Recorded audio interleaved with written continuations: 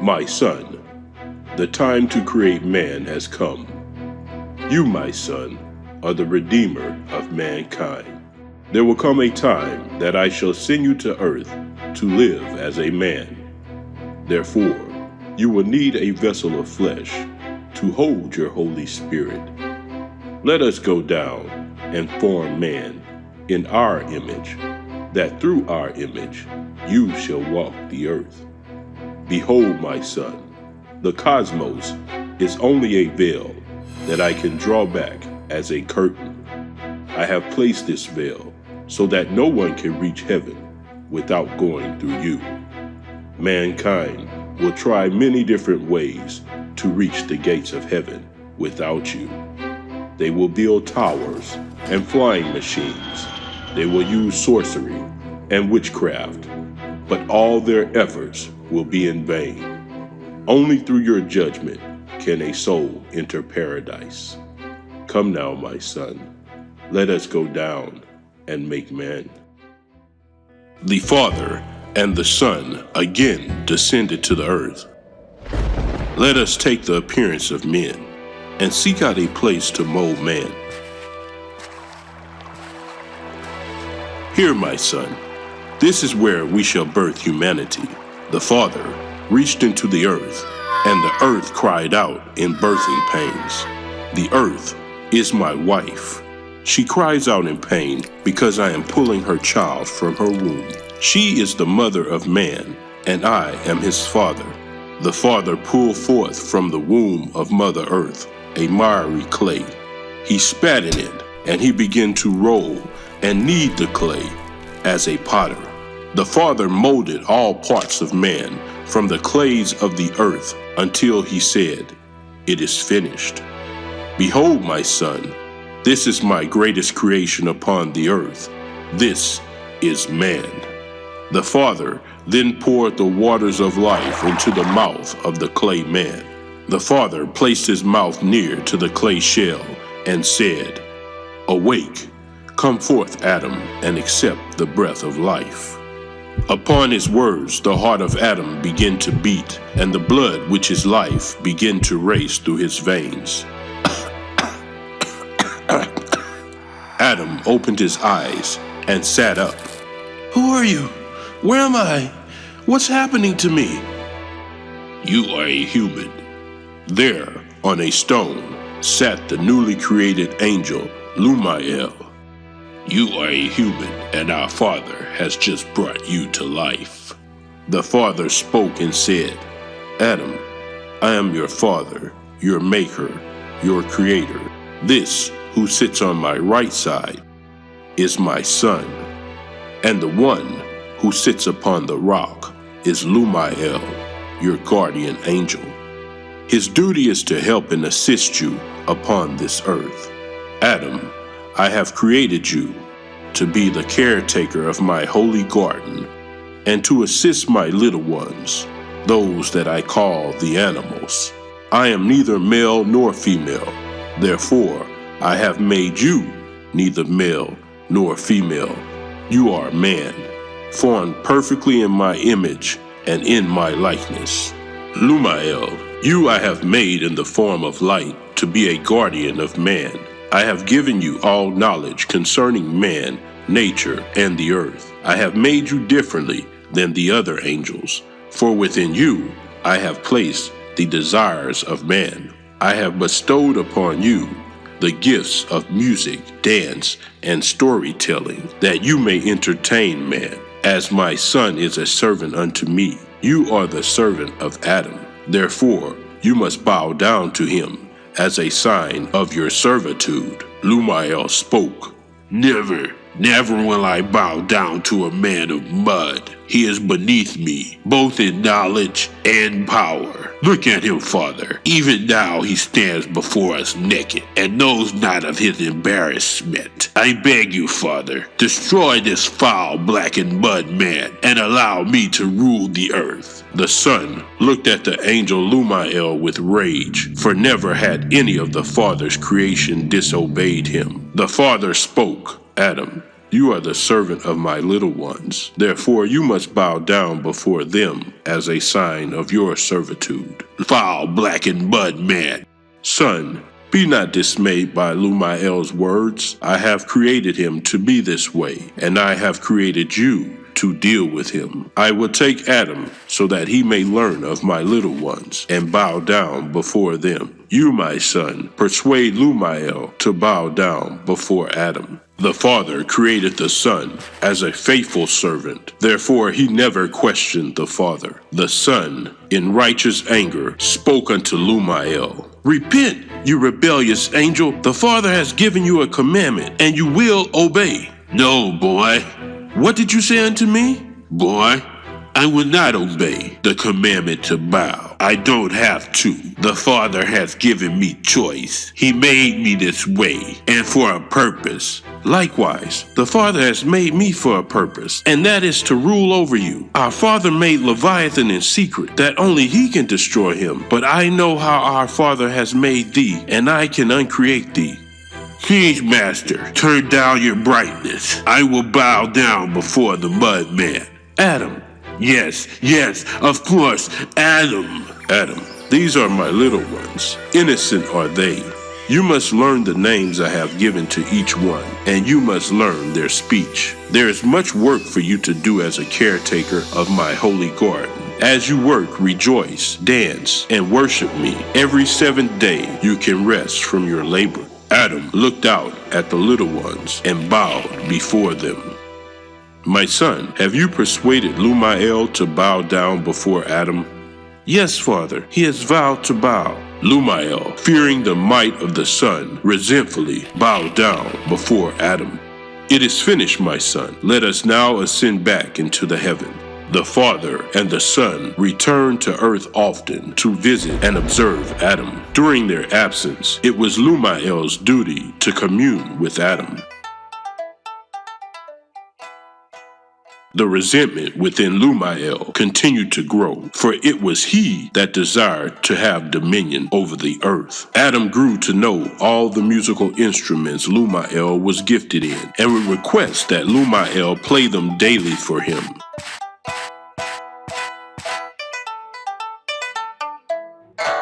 I grow weary of entertaining this mud man. How greatly I pray his death, so that I may have this earth. Lumael's envy caused him to plot against Adam. Adam, no one likes you. You are all alone. The Father and the Son so often abandon you, and the animals have learned to keep themselves. What is your purpose? Maybe you should find a cliff and cast yourself to the ground so that you may perish and end your suffering. In time, the words of Lumael robbed Adam of his joy. Adam, I truly hope you have given thought to casting yourself off a cliff. Each day I can see your unhappiness grows. This is no way to exist. Behold, Adam, the Father and the Son approach. Speak not of what we have discussed. They will not care nor understand you as I do. They will only ascend back into the heavens and abandon you again, because you are a worthless, naked mudman. Adam, standing naked, knew not what nakedness meant. The Father and the Son saw Adam's sadness, and the Father took pity on him, for he knew it was not good for Adam to be alone. Come, Adam, lay down. Now we'll make for you a friend. The Father reached within the womb of Adam and removed a small fragment of his rib bone. I will use this sample of Adam's DNA to create a clone of him. The Father placed the fragment of bone into a ball of clay, and the clay took the likeness of Adam in every way. The Father said, "Awake and live." And the copy of Adam did live. As Adam, the womb man was neither male nor female, but was created in the likeness of the Father and the Son. Adam, this is womb man, for I have pulled him from your womb. He is you, and you are him. Yet, because I have cloned him, he is a weaker vessel than thee. Womb man, this is Adam. He will teach you all that I have taught him. Together, you will tend to my garden and my little ones. Each day, You must greet each other by saying, "Peace be with you. I have made your bodies to live uncountable years. To nourish yourselves, you may eat of all the fruit that grows within the garden. When you eat, waste nothing. All fruit within the garden I have freely given to you for meat, except you must never eat from the tallest and widest tree in the midst of the garden. This is the tree of life and of the knowledge of good and evil. My little ones are the fruit of this tree. Thou shalt not eat of this fruit, for if you eat it, it is dead, and its death will enter you and corrupt your bodies. The day you taste of death is the day that you shall surely die."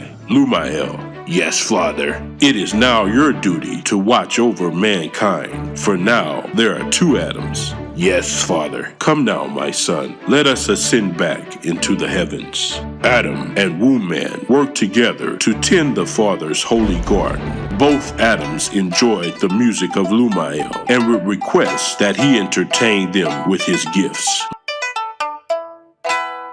Lumael's fury grew, for now he was the keeper of 2 Adams. Lumael had heard the dietary commandments given to mankind. Because he heard Womb Man was the weaker vessel, he plotted to trick the weaker Adam. Lumael desired to entice man to eat the flesh of an animal, for if they ate from the tree of life and death, and of good and evil, they would die. "Serpent, come here to me."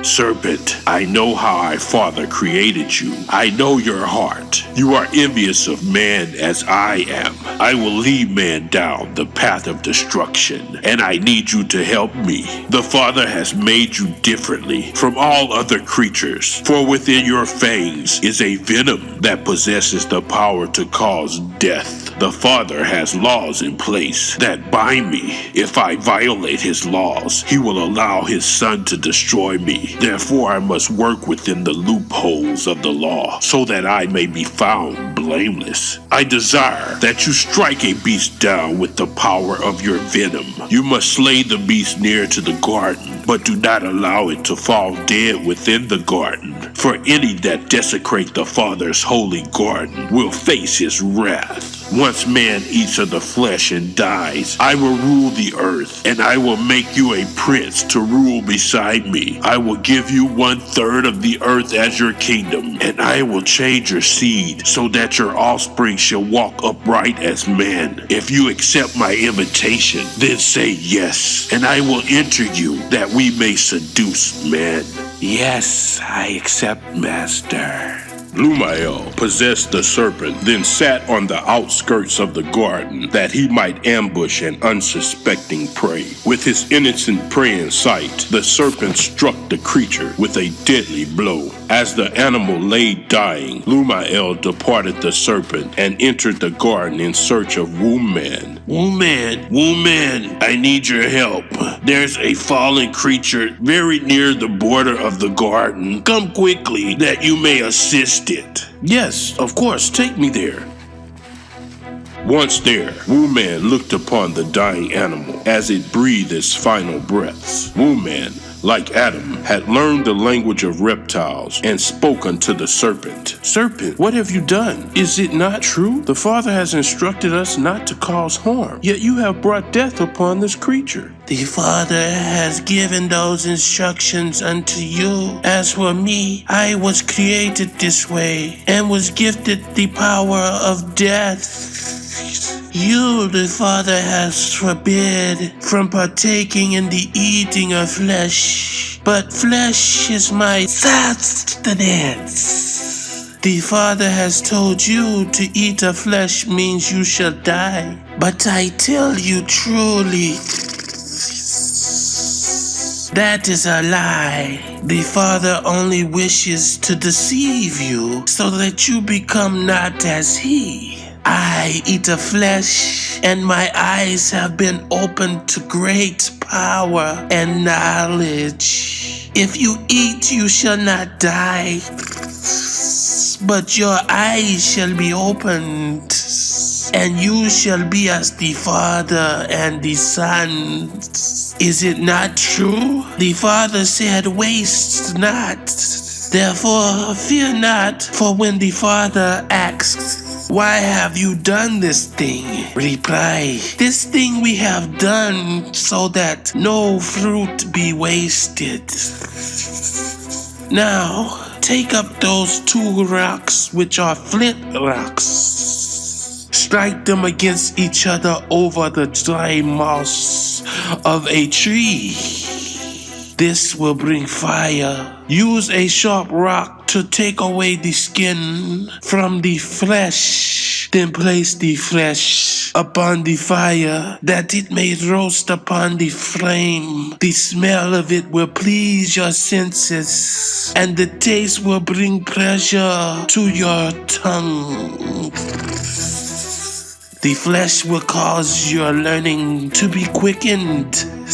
Your eyes will be opened, and your strength shall be increased many folds. Now, make haste. Drag this fruit into the gardens and prepare it before Adam returns from assisting the Father's little ones. Wu-Man did as the serpent had instructed him.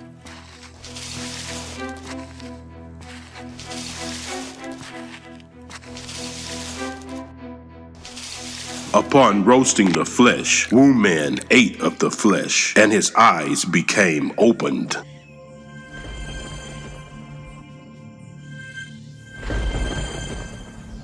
Adam returned to the midst of the garden and looked upon the wickedness Wu-Man had done. You foolish person, what have you done? Were we not told to abstain from all parts of death? Surely the day we eat of death, we will surely die. Lies, all lies. The Father has deceived us. He has sought to keep us in darkness so that we might be slaves, confined to toil in his garden. I have eaten the flesh, and behold, I have not died, but have been enlightened and empowered. I now know what nakedness means, and we are naked, and it is a great embarrassment. Go there, Adam. Take up the power that the Father has so long hid from you, and proclaim your freedom. Adam desired to know what his nakedness was. Therefore, he went to the flesh and ate of it. As Adam ate, his eyes were opened, and at that moment he knew he was naked, and all sins which plagued mankind were created. For Adam believed the Father to be a liar, because he ate of death and did not die. Adam, now that we have eaten the death from the tree of life and death, we must now climb it and eat of the fruit of life, that we may live forever. Adam then felt the presence of the Father and the Son approaching, and he ran to hide himself, for he had sinned against the Father. The Father and the Son entered the garden and found it desecrated. The Father, who created all things and who knows all things, called out to Adam, "Adam, Adam, where are you?"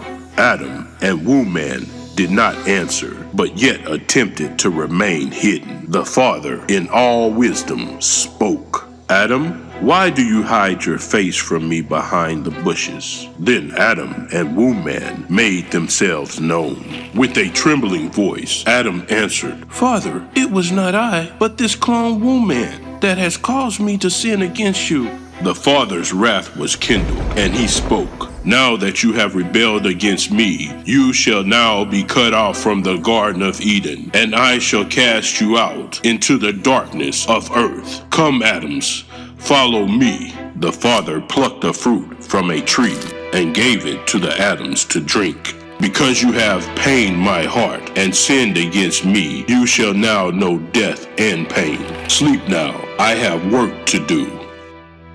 The Father caused a scalpel to appear in his hands. "Because man has sinned against me, surgery shall become a part of their life." The Father cut into the flesh of man, and blood did flow. The Father completed his work by sewing the final stitches in place. The Father, knowing how to utilize all things, took the skin of the beast man had eaten, and with it he clothed them. Awake! The 2 Adams awoke in great pain and soreness because of the transformation surgery they had undergone. Adam looked down and saw strange parts between his legs. He cried out in fear, "Oh, what is this growth that has come upon me?" Adam grabbed the parts and pulled, as if to tear them away from his body. The Father spoke, "Do not pull those parts away from you. These are your male parts. They shall be used to plant your seed within the womb, and to purify yourself through urine. I have also given you a hole at your rear, so that you may purify yourself through dung. Because you have sinned against me, I shall fill your vessel each day with dung." Woman cried out, "What has become of me?" The Father spoke, "You, woman, were the most foolish. Therefore, I have altered your likeness. You, woman, I have made female. I have given you breast and a womb. You will now have great pain and sorrow as you give birth to children. They shall feed upon you and suck away your life. You, likewise, shall I fill each day with dung, and each month shall you become defiled and unclean by the flow of menstrual blood. You are no longer womb man, but you are now woman, and your name is now Eve. Come now to the outskirts of the garden, that I may expel you from its beauty." The Father summoned Lumael and the serpent there also. "Adam and Eve, because you have sinned against me, I curse you to death. From the earth you have come, and to the earth you shall return, but your spirit shall return unto me.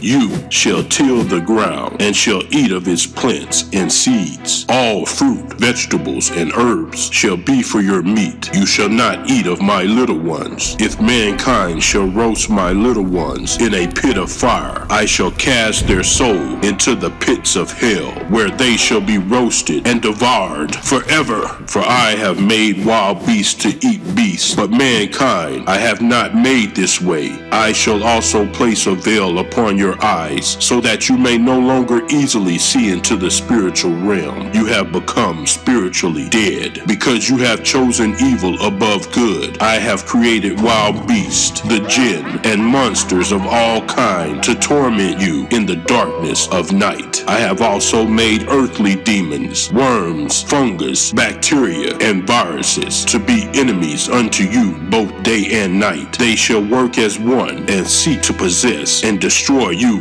continuously. You must use the waters of life and the herbs to exorcise these parasitic demons and cast them out of your bodies. Lumael, for your sin, you are now Lucifer, the adversary of Luas. You are expelled to earth. No longer are you free to enter the gates of heaven at will. It was your desire to rule the earth. Therefore, I now give its rulership unto you. All flesh is now subject unto you until the day my Son cast you out into the bottomless pit. Because you have fallen, you are no longer the guardian of man. You are now his adversary, his tempter, and his accuser. You shall wear a cloak of darkness and work in shadow. You shall love the darkness and despise the light. Serpent, because you have deceived mankind, man shall despise you. They shall seek out your seed and shall destroy them continuously. Likewise, your seed shall hate mankind and shall strike their heels and destroy many. Although Lucifer promised to cause you to walk upright as man, you shall never walk upright, but shall slither in the dust until the time your life has ended. Adam and Eve cried out in hunger pains and gaseous eruptions.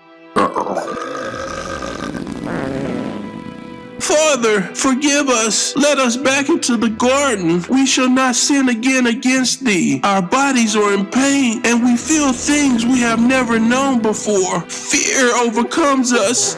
Please, Father, forgive us. Here, take of this fig, eat of it this night, and I shall cause it to sustain you until your seeds have produced fruits. I have given you male and female parts, that you may reproduce, and through your children I will send my Son, Karael, the Christ, the light of the world, to redeem you back to the garden. He shall appear carrying special birthmarks, representing my holy anointing. He will have a hole in the joint of his right ear, a blackened darkened circle on the joint of his right thumb, and a blackened circle on the joint of his great right toe. His number shall be 5, and he shall be born a perfect man. Therefore, be fruitful, multiply, and fill the whole earth, for from your offspring my son Ra shall come. Eve, to be fruitful, you must submit to Adam. He is the stronger, and you are the weaker. Therefore, he is your husband, and you are now his wife. I have made man to marry woman, and for woman to marry man. There is no other marriage. All else will be an abomination. That I loathe and hate it, because you have offended me. I am drawn nigh to destroy thee. But this day have I given unto you mercy and grace. It is grace and mercy, along with fasting, prayers, the waters of life, cloves, spices, and crucifix vegetables, that shall keep you until my son redeems you back unto me. Lucifer, all earth belongs to you, except my garden. It shall remain hidden from your sight. My angels wield spinning swords. They shall utterly destroy all those who attempt to re-enter Eden.